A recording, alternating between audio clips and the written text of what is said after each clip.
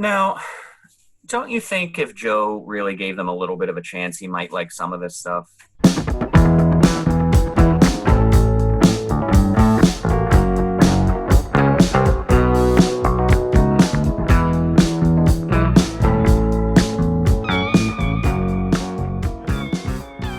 Hey everybody, welcome back to Listography.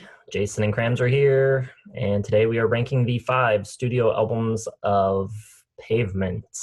Early alternative rock, indie rock, guitar rock, slacker rock, whatever you want to call it, pioneers. We can jump into it pretty quickly, I guess, but you have anything you want to say before we get going? Yeah, address the fact that Joe is not here. We like to take some time off time to time. Joe really does not like Pavement at all. Really doesn't like them. So probably a good thing. I like Pavement a lot. I like all 5 of the albums. I think especially, objectively Slanted and Enchanted is a really important album for the, history of rock and guitar music, for kind of being labeled as that first indie album.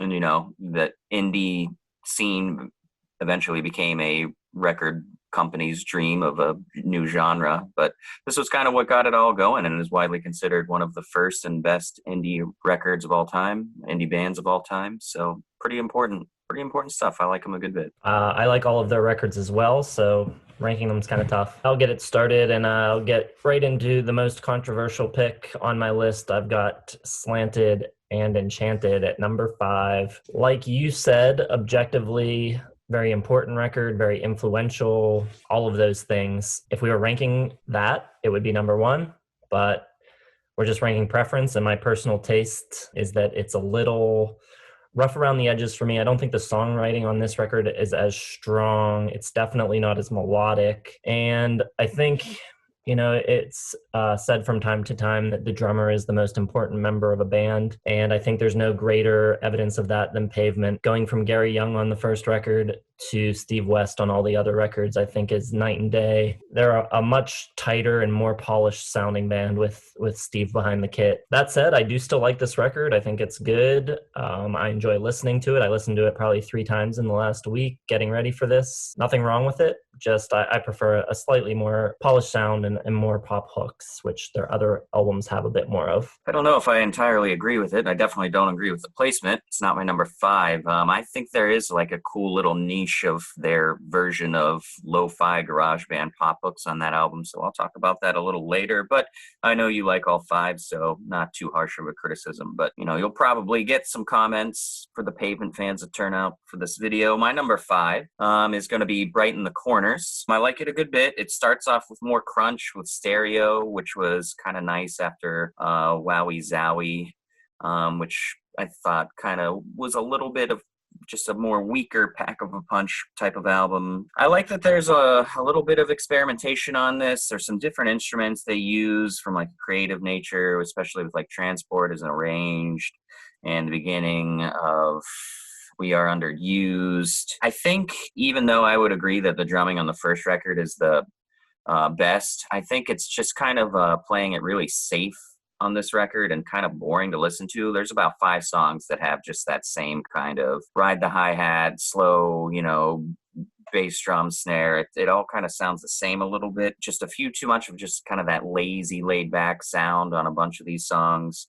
But it does have kind of like a brighter 90s rock feel to it, which, makes parts of it really good. Like Date with IKEA is really cool. Shady Lane has a really great part with the hooks, especially when it does the Oh My Gods, which is cool. I kind of like the way that they write, or he writes, his version of pop music. And, the choruses rarely kind of come back and refrain and, are the same over and over. He kind of not freestyles, but, it kind of just, it's just like this long prose a lot of times, and it works. I think the actual back half of this album I like a good bit more. Blue Hawaiian, We Are Underused, Basat Dream, and then Finn is a really cool closer with the guitar kind of just soaring and taking off. And I've listened to Pavement a good bit in my life. Never really considered him a guitar virtuoso, but listening to all 5 of these back to back, I mean, he's not going to be up there with Steve Vai and Yngwie and all of like those classics, but for what he does,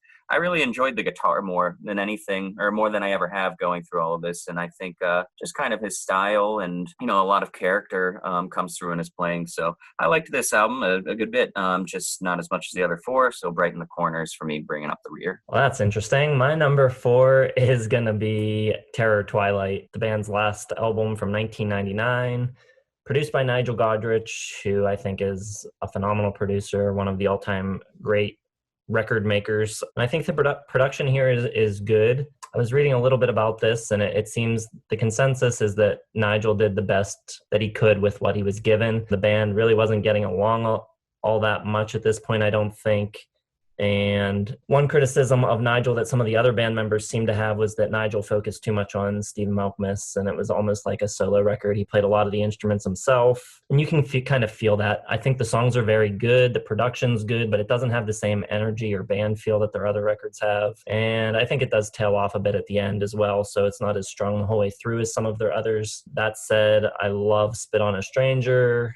Major Leagues is great, but not quite as solid as the other three. Yeah, I'll talk about that in a bit, but I do think that he did a good job producing a record. I think it stands out the most of all the five, probably because of that. But at the same time, I do think it's kind of weird that they brought him in to begin with. I don't think Pavement and what they were offering was really something that seems like he would have tackled, but did, and I thought the results are really cool. My number 4 is going to be what a lot of diehards think is the best one, Wowie Zowie. Really good.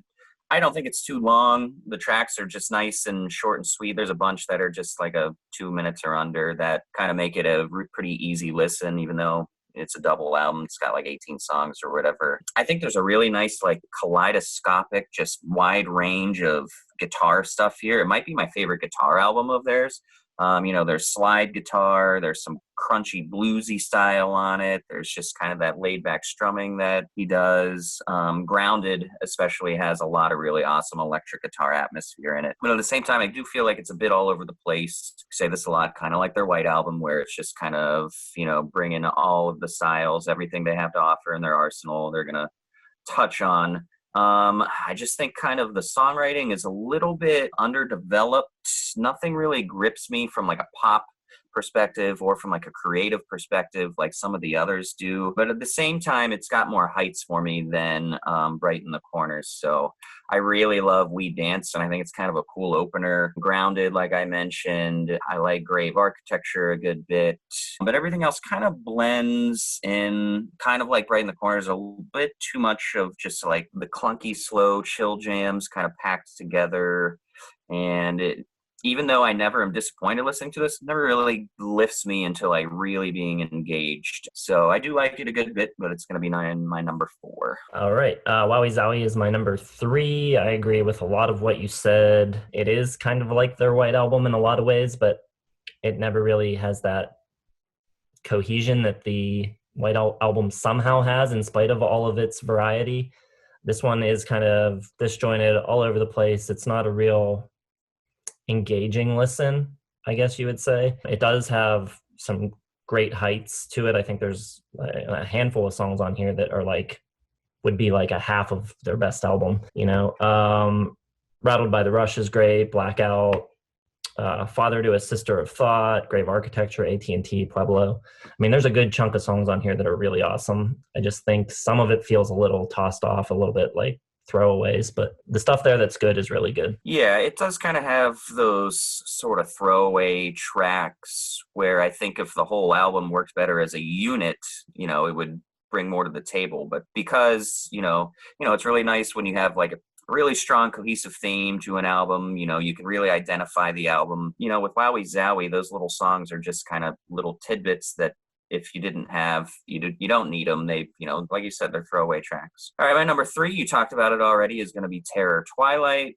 Nigel coming in to do it. Awesome stuff. This is probably my favorite sounding record, even though I think you really got to appreciate the sort of, lo-fi elementary sound of the first two, which is kind of what gave them their, put them on the map. This one I think is the best produced. It's the most refined, it's the most polished, it's the most professional. I like kind of the increased reverb.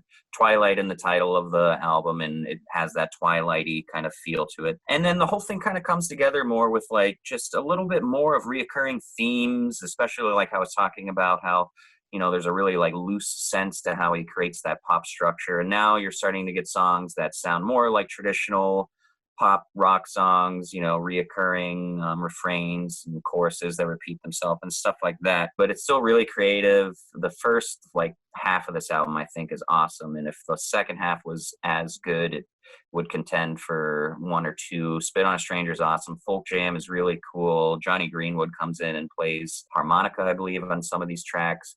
You Are a Light, Cream of Gold, Major Leagues. The only song on here I don't really care for is And Don't Cry, which I still like a little bit. And I just think it's a really good, different sounding record. It's really interesting. It would have been cool to see where they went after this, not just because of this sound, but kind of the willingness to change their sound. So, what would have happened after this? But like you said, they were going through a pretty tumultuous period. And this was the last one they did. It's, sacrifices a little bit of the art and the energy and the attitude, but the polishing and the rounded out edges I think are really nice, and would have been interesting to see what else happened, but really glad that we got it. So Terror Twilight, number 3 for me. Came down to 2 for me. It was a tough call. My number 2 is going to be Crooked Rain. Crooked Rain, love it. I think it's great. Every aspect of Slanted and Enchanted that kind of holds it down on the list for me is totally fixed here. The melodies are super infectious and catchy. The drumming is a lot better. The overall production and sound of it is a lot better. The variety in sound is a little better. You've got elements of sort of folk and country coming in on some tracks. The guitar work's great. The songwriting, I think, is really strong. Just a ton of good songs. From the first track, Silence Kid or Kit, depending on which version of the record you're looking at, is great. It kind of starts off with them, I don't know, like kind of like warming up. And then when the drum beat kicks in, it's immediately apparent that there's a different drummer. Cut Your Hair is, it's obvious why that's sort of their most well-known song, and it's just so catchy. And Unfair is great. Gold Sounds is great. I love Range Life. Yeah, very, very strong number 2 for me. Crooked Rain. Yeah, correct me if I'm wrong, but as a baseball fan as well and a sports fan, is Cut Your Hair part of the intro to Pardon the Interruption on ESPN?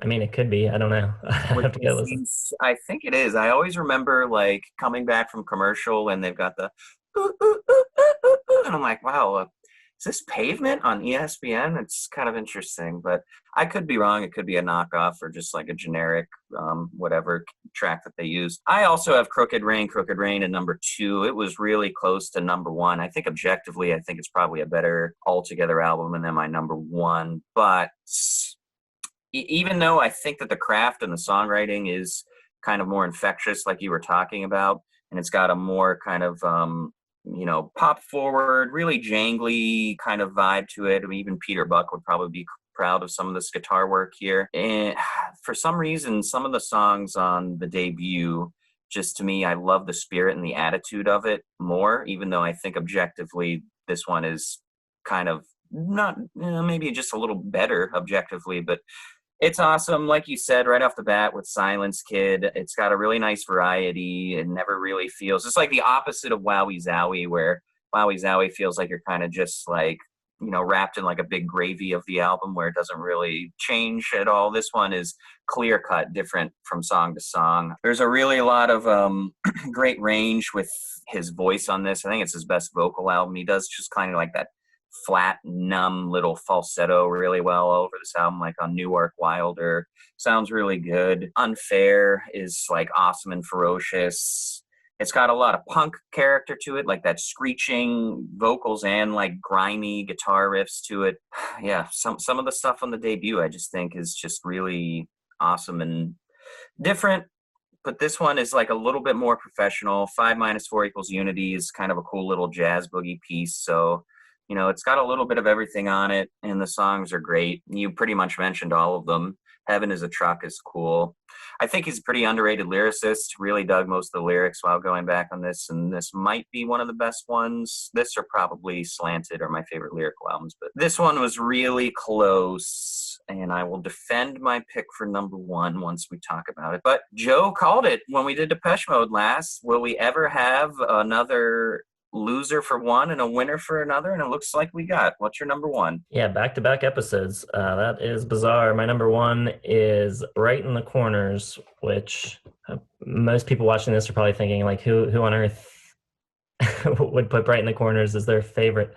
Well, the same person that would put Slanted and Enchanted at the bottom. This is the opposite end of the Pavement spectrum, I guess. Bright in the Corners, to me, it's just packed front to back with hook after hook. The songs are all immediate. They stick with you. They're infectious. I think it sounds great. And even though Terror Twilight sounds really good too, this still has that energy that some of their earlier work has. It feels like a band still. I guess, I don't know. It seems like even the band themselves look at the first three albums as kind of like the classic period. And these last two are written off a little bit, but I don't really see why. I mean, it doesn't sound like a pop record. It is a little cleaned up and polished, but it's still Pavement to me. I think the songs are great. Stereo, Shady Lane, Transport is arranged. I mean, I just think every single song on it is really good. And that's probably why it's my favorite. I don't think there's any lull, even for like a verse or a chorus or a solo. I think the whole thing is engaging from start to finish. Interesting. There might be a couple small lulls in that album for me, but I just think I hear it a little differently. I don't have those leeching pop hooks and songs that stay with me after it. Even though I do like it, I think the other albums do it better. Speaking of that, I'm going to go Slanted and Enchanted as my number one, the debut. I think it's got just that really awesome lo-fi version of his kind of pop sensibilities. I mean, just a song like Trigger Cut, like with the chorus, to me has just like a perfect garage band pop song. It's amazing. You know, the first half of this album I think is almost picture perfect. You can't really go wrong. And then, you know, you got these kind of awkward little, like, more noise rock kind of vibes on it, which I think is kind of why I prefer to Crooked Rain.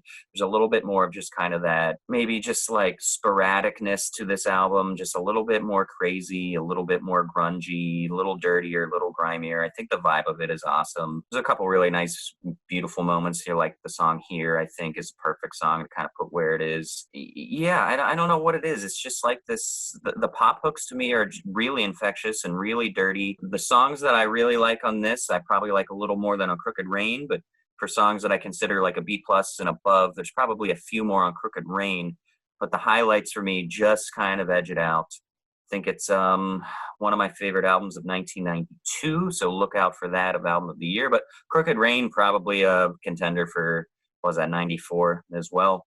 So yeah, I think, yeah, it's really close to me. I thought it was going to be a runaway winner. I probably haven't listened to Crooked Rain for 4 or 5 years, and then when I did, I was like, yeah, this is really filthy. I thought for sure it was going to be your number one, but kind of shocking with Bright in the Corners. You know, I like it. I just don't. I'm not hearing it. I'm not hearing the pomp and circumstance as much as you are on it. So not only does one of us have something at the bottom and the other have it at number one, but we both have each other's number one at the bottom, which I don't think will ever happen again on Listography. No, but it's a small discography, and I think both of us, it's a case of us still really liking the bottom selection, not like it's you know, I don't think for people that haven't watched the Depeche Mode video, you didn't really care for Joe's winner, like, really at all. No. And it blew him away. So this doesn't really have that contrast to it, but it's still interesting. Slanted and Enchanted for me will still get consideration for 92. Even though it's my least favorite album of theirs, it's still, you know, top of its class at the time and for the genre. Agreed. All right, so everybody can let us know what they think down below. Leave your ranking. Be sure to hit the like button, subscribe, hit the bell for notifications, and check down in the description for links to our social media accounts. And we will see you in the next video with our top 10 favorite Pavement songs.